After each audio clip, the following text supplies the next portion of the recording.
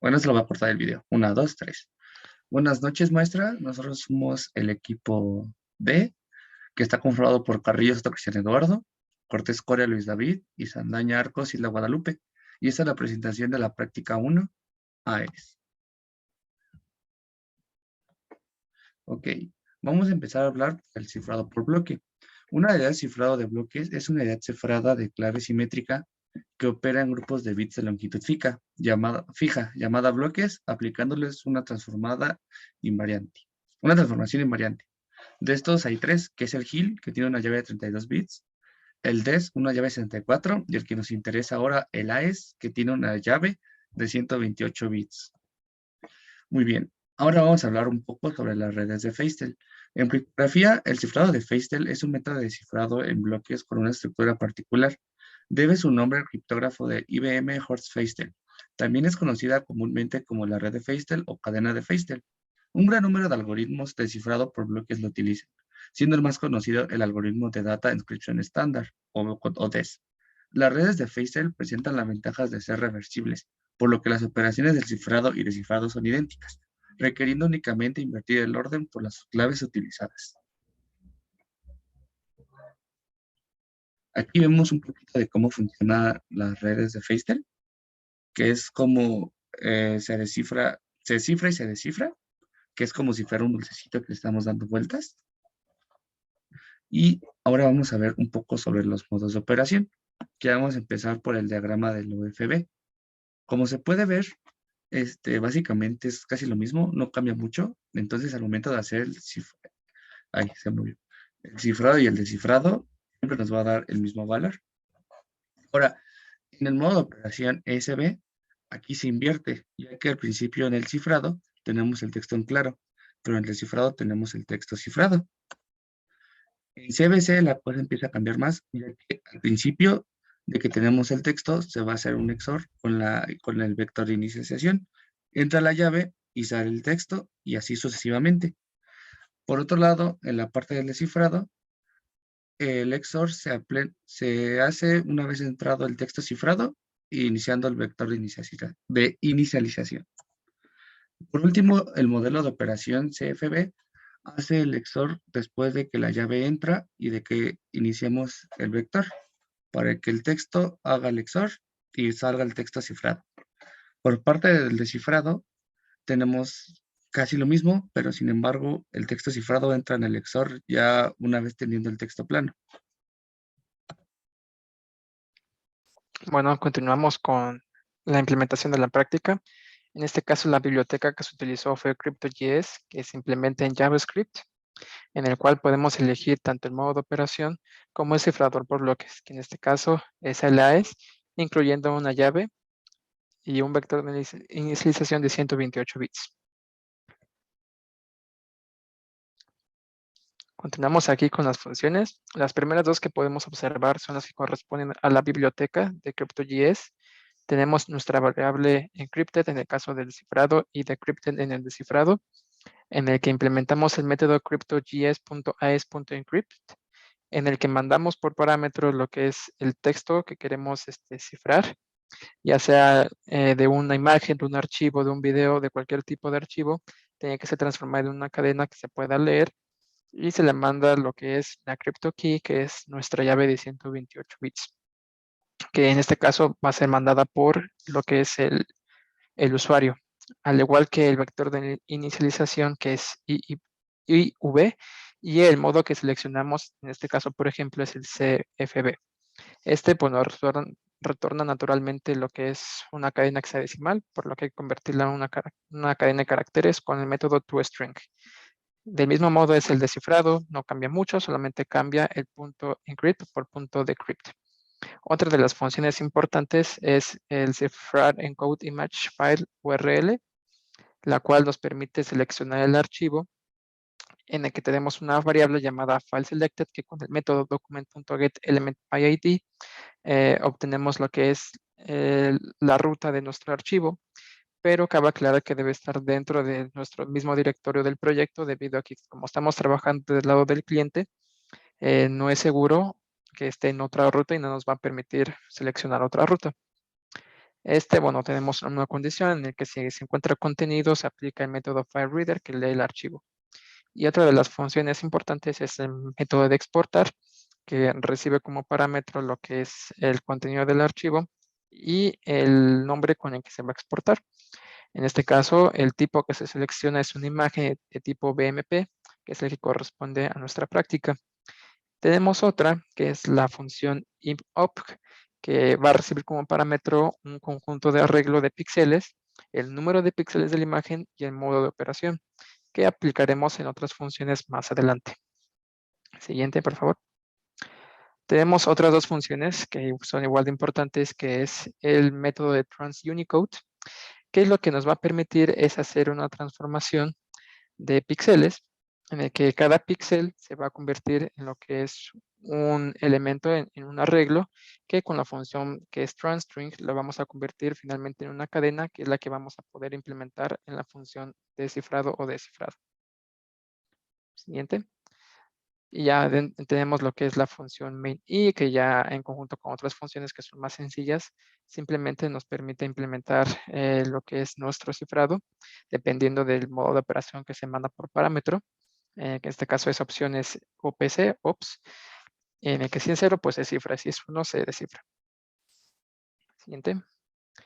Y la función tanto cifrar como descifrar, pues simplemente es un switch case en el que diferentes casos en el que podemos seleccionar el modo de operación, ya sea SB, CBC, etcétera, tanto para cifrado como descifrado.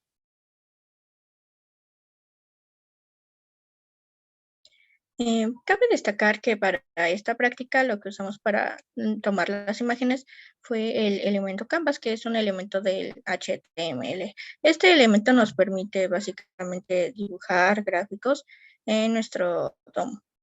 Y bueno, con este elemento podemos agarrar los píxeles de la imagen original y pintarlos en nuestra página. Pero bueno, aquí tuvimos un pequeño problemita porque queríamos hacer lo contrario cuando queremos mostrar la imagen cifrada, y es igual tomar los píxeles de la imagen cifrada y ponerlos, mostrarlos. El problema es que, como se ve aquí, hay una advertencia de que los valores que obtenemos se cambian a unos equivalentes para mostrarse en el navegador. Y solo es esa nota que tenemos que, pues obviamente se complica el estar descifrando porque tenemos valores distintos a los que ciframos. Siguiente, por favor. Y bueno, aquí tenemos una tablita comparativa de cada modo de operación. Como vemos en CBC, las imágenes no se pueden ver, quedaron totalmente cifradas, pero como lo explicamos un poco en la teoría, en SB, pues sí se revela un poco de información gracias a que los colores y bueno, la parte de los bloques son muy similares y están pegaditos, entonces sí se alcanza a ver un poquito de la imagen. Siguiente, por favor. Igual en CFB y OFB, como vemos, no se muestran cantidad de información ahí, están totalmente cifradas esas partes. Bueno, continuamos con la pregunta de qué pasa si aplicamos diferentes modos de operación, tanto para cifrar como para descifrar. Más adelante mostraremos un ejemplo con la práctica, pero en pocas palabras se puede resumir que el resultado va a ser totalmente distinto, no se va a poder descifrar teóricamente, pero en la práctica, en la consola se nos va a mostrar un error debido a que la naturaleza de la biblioteca pues nos marca que estamos utilizando diferentes modos de operación.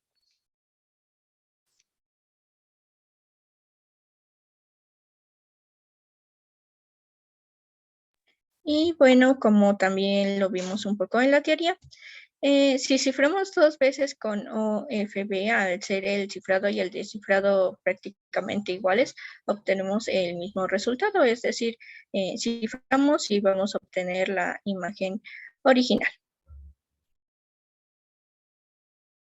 Muy bien, ahora, ¿qué pasa al descifrar la imagen, la primera imagen SBC editada con el círculo morado con CBC? Pues lo que va a pasar es que al momento de que nosotros tengamos la imagen dentro, y le pongamos el punto morado, ese círculo se nos va a cifrar y como tal no nos va a aparecer el color morado, nos va a aparecer el círculo como se muestra en la siguiente imagen.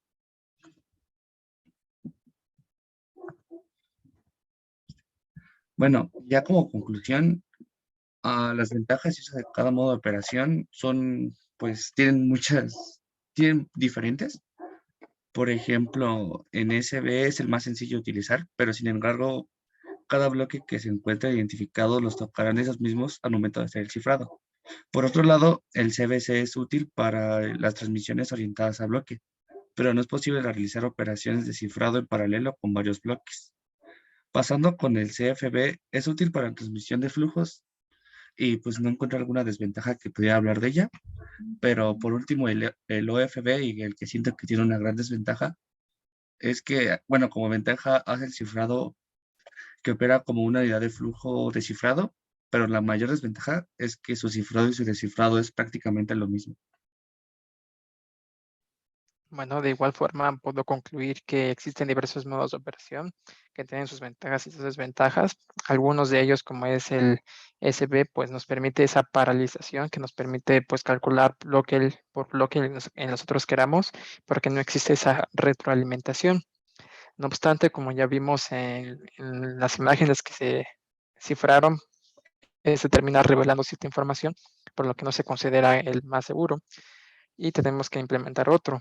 Pero pues dentro de las bibliotecas que nos permiten implementar diversos lenguajes, en este caso como JavaScript, pues es bastante sencillo aplicarlo, solamente basta con cambiar el modo de operación y podremos aplicar cualquiera de ellos de manera muy sencilla. Y ya podemos utilizar el que nosotros consideremos como más seguro dependiendo de cada caso. Muy bien. Bueno, igualmente concluyo que pues los modos de operación sí tienen varias ventajas y desventajas. Algunos se pueden paralelizar, como ya lo vimos, otros revelan información, otros también está la parte de que podemos mandar un mensaje cifrado, pero al dañarse un bloque, podemos tener afectaciones en solamente un bloque o en varios, dependiendo del modo de operación, pero igual siento que sí depende mucho de cuál vamos a usar, dependiendo un poco de qué tanta seguridad, qué nivel de seguridad queremos y tal vez qué tan sensible es la información y también dependiendo de las características de nuestro sistema y los elementos con los que contamos. Ahorita edité esa parte. Muy bien. Ahora a continuación mi compañero Luis les va a dar una demostración de la práctica. ¿Sí? Vamos a compartir pantalla para demostrar aquí. Tenemos aquí ya nuestra página web en la que tenemos una barra de navegación donde tenemos el home, tenemos la parte de cifrar y descifrar. Vamos a hacer una pequeña demostración con el cifrado CFB. Aquí tenemos la opción de nosotros poder seleccionar el archivo, colocar una contraseña y vector de inicialización. Vamos a colocar una contraseña que debe ser de 128 bits, es decir, de 16 caracteres. Vamos a poner una bastante sencilla. Y un vector de inicialización.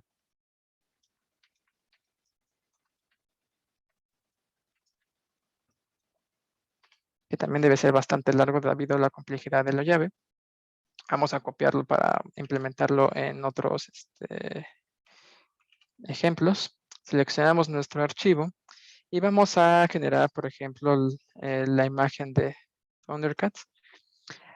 De esta forma podemos observar aquí que se imprime lo que es la imagen original con la imagen cifrada y directamente nos manda a nuestra descarga del archivo. En este caso se van a descargar dos archivos.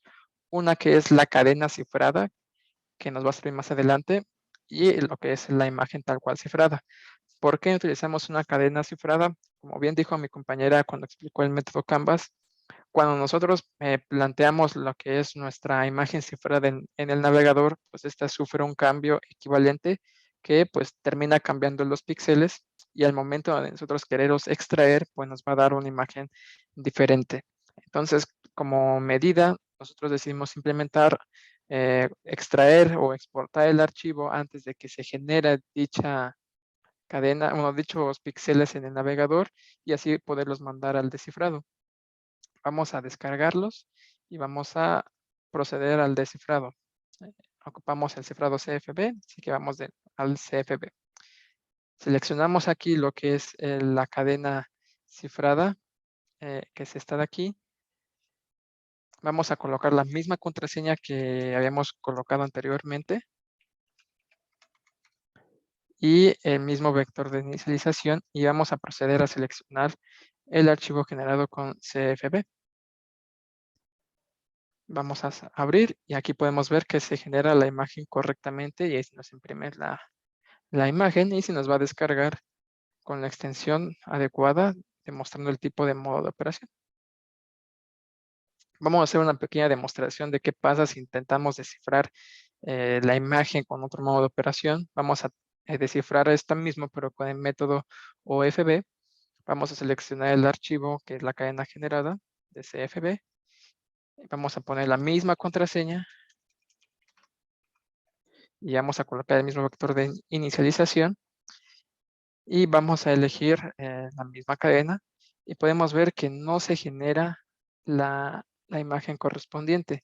Y si entramos a inspeccionar el elemento y vamos a nuestra consola, pues podemos ver el error que corresponde a que no se puede utilizar el mismo tipo de modo de operación. Y bueno, esa sería la demostración de nuestra práctica. Muchas gracias.